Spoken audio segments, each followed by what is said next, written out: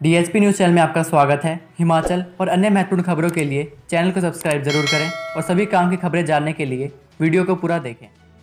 Corona से 14 की मौत, शिमला में 233 संक्रमित।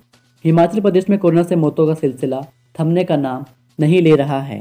मंगलवार को प्रदेश में कोरोना से 14 मरीजों की मौत हुई है। वहीं प्रदेश भर में मंगलवार को 816 नए मामले आए हैं।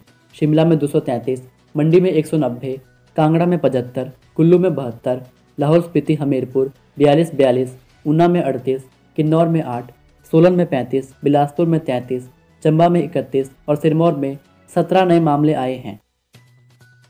2555 एसएमसी शिक्षकों को सुप्रीम कोर्ट से बड़ी राहत, नहीं जाएगी नौकरी। सुप्रीम कोर्ट ने सरकारी स्कूलों में तैनात एसएमसी शिक्षकों को बड़ी राहत देते हुए हाईकोर्ट की नियुक्तियों को खारिज करने के आदेश को पलट दिया है। हाईकोर्ट के आदेश को चुनौती देने वाली विशेष अनुमति याचिका की सुनवाई करते हुए मंगलवार को यह आदेश दिए गए। सुप्रीम कोर्ट के इस फैसले से प्रदेश के दुर्गम और दूरदराज क्षेत्रों में बीते 8 वर्षों से सेवाएं दे रहे 2555 एसएमसी शिक्षकों को बड़ी राहत मिली है। अब इन शिक्षकों को सेवाएं स्कूलों में जारी रहेगी। हाईकोर्ट ने इन अध्यापकों की नियुक्तियां रद्द करने का फैसला सुनाया था। बंद हॉल में डीजे और नाट्यों के चलते लगाया नाइट कर्फ्यू। नाइट कर्फ्यू पर सोशल मीडिया में मचे बवाल के बाद मुख्यमंत्री जयराम ठाकुर ने शिमला के रिज मैदान पर हिम सुरक्षा अभियान के शुभारंभ पर आयोजित कार्यक्रम में स्पष्ट किया कि सर्दियों के मौसम में शादियों में 1000 से ज्यादा लोग पहुंच रहे हैं। संयुक्त धाम परोसी जा रही है, बंद कमरों में डीजे बज रहे हैं, नाटियां हो रही हैं, इससे कोरोना फैल रहा है। इसी कारण मजबूर होकर सरकार को नाइट कर्फ्यू का निर्णय लेना पड़ा। मुख्यमंत्री ने कहा कि सोशल मीडिया पर टिप्पणी करना आसान है, लेकिन सर्दियों के मौसम में कोरोना ना फैले इसके लिए सख्त निर्णय लिए गए हैं। बंद कमरों में वेंटिलेशन नहीं होता है। ऐसे में अगर एक भी कोरोना पॉजिटिव व्यक्ति आ गया तो सभी संक्रमित हो जाएंगे। उन्होंने कहा कि आदेश जारी करने से कुछ नहीं होता जब तक लोग अपनी मर्जी से इस पर अमल ना करें। मजबूरी में सरकार सख्ती कर रही है क्योंकि लोगों की लापरवाही बढ़ गई है। पुल का उद्घाटन सांसद कश्यप से कराने पर कार्यक्रम का बहिष्कार। नालागढ़ नगर परिषद को विश्वास में लिए बगैर नवनिर्मित नव क्षेत्र में पुल का उद्घाटन सांसद सुरेश कश्यप से कराने पर जनप्रतिनिधियों ने कार्यक्रम का बहिष्कार कर दिया। कश्यप ने मंगलवार को नालागढ़ के वार्ड 8 व 3 को मिलाने वाले पुल का उद्घाटन किया है। इस पुल पर करीब 34 लाख रुपए खर्च आया है। जनप्रतिनिधियों का कहना है कि उन्हें ऐन मौके पर इसकी जानकारी दी गई। नगर परिषद की बैठक में इस पर प्रस्ताव पारित होना चाहिए था कि पुल का उद्घाटन किसने करना है और कब करना है, लेकिन ऐसा पहली बार हुआ है जब चुने हुए प्रतिनिधियों को भनक तक नहीं लगी और इसका उद्घाटन करवा दिया गया। लाहौल में दूसरे दिन भी बर्फबारी, घाटी में कड़ाके की ठंड। जनजातीय जिला लाहौल स्पीति व कुल्लू में लगातार दूसरे दिन भी मौसम खराब बना हुआ है। मंगलवार सुबह भी लाहौल व कुल्लू की ऊंची चोटियों पर हिमपात का दौर जारी रहा, जबकि सोमवार रात को हिमपात से पहाड़ों सहित रिहायशी इलाके बर्फ से लकदक हो गए हैं। रोहतांग दर्रा में 50 सेंटीमीटर, बारालाचा में 60, कुंजुम दर्रा में 45 सेंटीमीटर, जलोड़ी दर्रा में 25 सेंटीमीटर, सोलंग नाला में 10 सेंटीमीटर तक ताज़ा हिमपात हुआ है। इसके अलावा लाहौल घाटी सहित जिला कुल्लू की पार्वती घाटी, बिजली महादेव, मलाना, लग घाटी, मनाली, बंजार व सैंज के ऊंचाई वाले क्षेत्रों में बर्फबारी के बाद शीतलहर का प्रकोप बढ़ गया है। कड़ाके की ठंड के चलते लोग घरों में ही दुबक गए हैं। कोरोना मरीजों की पहचान के लिए हिम सुरक्षा अभियान शुरू। कोरोना संक्रमित लोगों की संख्या में लगातार हो रही बढ़ोतरी को देखते हुए हिमाचल सरकार ने रोगियों की पहचान करने के मकसद से हिम सुरक्षा अभियान शुरू किया है। सीएम जयराम ठाकुर ने मंगलवार को शिमला के रिज मैदान से इस अभियान का शुभारंभ किया। प्रदेश भर में यह अभियान 27 दिसंबर तक चलेगा। इस अभियान को आयुर्वेद, महिला एवं बाल विकास, पंचायती राज विभाग, जिला प्रशासन और विभिन्न गैर सरकारी संगठनों के सहयोग से चलाया जाएगा। अभियान के तहत स्वास्थ्यकर्ता कोविड-19, तपेदिक, कुष्ठ रोग, मधुमेह और उच्च रक्तचाप आदि रोगों के लिए सभी लक्षणों की घर घर जाकर जानकारी एकत्र करेंगे। कोरोना के खौफ के बीच होटलों में 50% एडवांस बुकिंग रद्द। शिमला में कोरोना के मामले बढ़ने का पर्यटन कारोबार पर नकारात्मक असर पड़ना शुरू हो गया है। कोरोना के मामले बढ़ने के बाद शिमला के होटलों में 50% तक एडवांस बुकिंग रद्द हो गई है।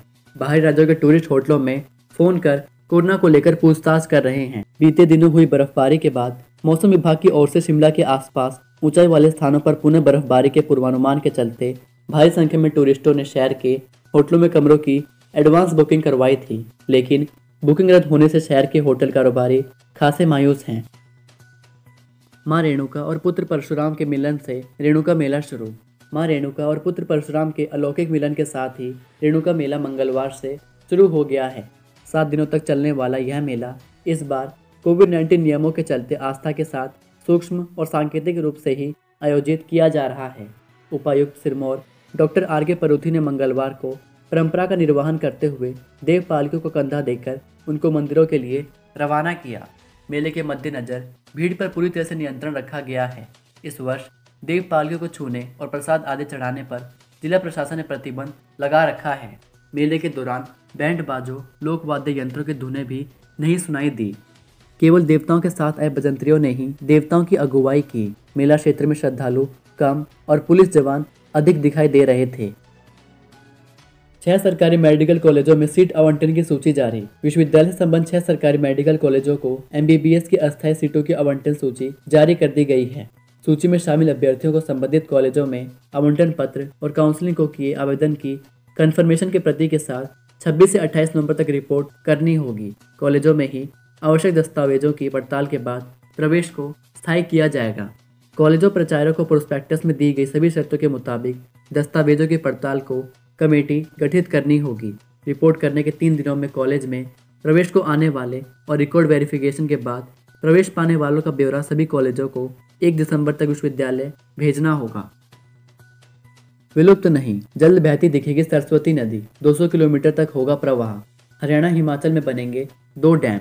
भारत की पौराणिक सभ्यता की प्रतीक सरस्वती नदी का पुनरुद्धार होगा। सरस्वती नदी का 200 किलोमीटर तक विकास किया जाएगा। इसके लिए हरियाणा और हिमाचल में डैम और बैराज बनाकर पानी जमा किया जाएगा। जल्द ही तकनीकी विभाग इसे हरी झंडी दे देगा और सरस्वती नदी फिर से कलकल करते हुए बहेगी। यह बात केंद्रीय जल शक्ति मंत्री गजेंद्र सिंह शेखावत ने कही। वे सरस्वती उद्गम स्थल पर पूजन करने पहुंचे थे। उनके साथ केंद्रीय जल शक्ति एवं सामाजिक न्याय राज्य मंत्री रतनलाल कटारिया भी रहे। DLED परीक्षा में शामिल नहीं हो सकेंगे पॉजिटिव विद्यार्थी। स्कूल शिक्षा बोर्ड 23 नवंबर से शुरू हुई DLED परीक्षा में पॉजिटिव छात्रों को शामिल नहीं करेगा। इन विद्यार्थियों के लिए बाद में परीक्षा होगी। बोर्ड के सचिव अक्षय सूद ने बताया कि DLED भाग 1 फुल विषय एग्जामिनेशन बैच 2019-21 और DLED भाग 1 बैच 2018-20 रीअपियर फेल फुल विषय की परीक्षाएं 23 नवंबर से शुरू हुई हैं।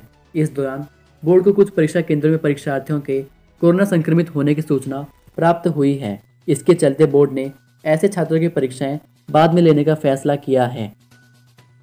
विभाग के केंद्रों पर बागवानों को नहीं मिलेंगे कीटनाशक और दवाएं। प्रदेश सरकार आने वाले सेब सीजन से पहले बागवानी विभाग के उद्यान प्रसार केंद्रों से अनुदान पर मिलने वाले कीटनाशकों और दवाइयों की आपूर्ति बंद करने जा रही है। बागवानों को दवाएं निजी दुकानों से बाजार मूल्य से खरीदनी होंगी। बागवानी विभाग में बिल जमा करवाने के बाद सरकार बागवान के खाते में सब्सिडी की राशि जमा करवाएगी। नई पेंशन योजना के विरोध में कर्मचारियों ने की पेन डाउन स्ट्राइक। नई पेंशन योजना के खिलाफ हिमाचल के कई सरकारी कार्यालयों में मंगलवार को कर्मचारियों ने पेन डाउन स्ट्राइक की। मंगलवार सुबह 11 बजे से दोपहर 1 बजे तक हड़ताल पर रहे NPS कर्मचारियों ने केंद्र और राज्य सरकार से पुरानी पेंशन बहाली की मांग उठाई। 2 घंटे तक चली इस हड़ताल के चलते कई कार्यालयों में कामकाज भी प्रभावित रहा।